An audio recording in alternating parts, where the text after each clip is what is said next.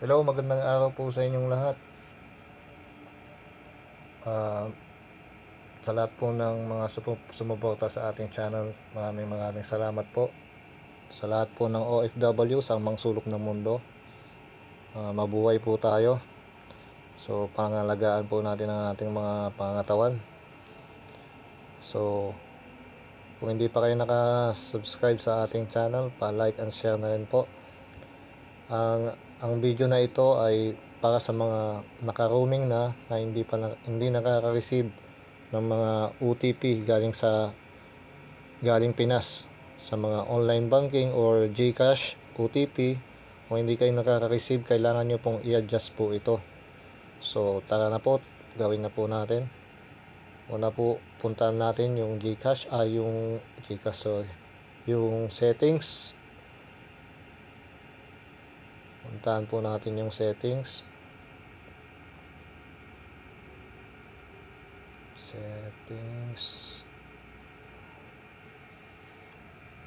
Yan, punta tayo sa settings. Tapos puntahan natin tong network and internet. Pindutin lang po natin yan. Tapos punta tayo sa SIM card. Click lang po natin yung SIM card na yan. So kung makikita nyo, ang nakalagay sa aking mobile data is send KSA.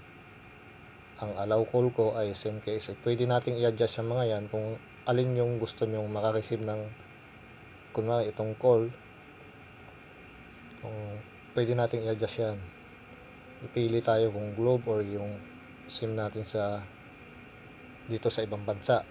So kung gusto nyo makareceive naman is yung Globe or yung SIM nyo na galing Pinas, i-adjust nyo po ito, ilagay nyo po dun sa SIM card nyo galing Pinas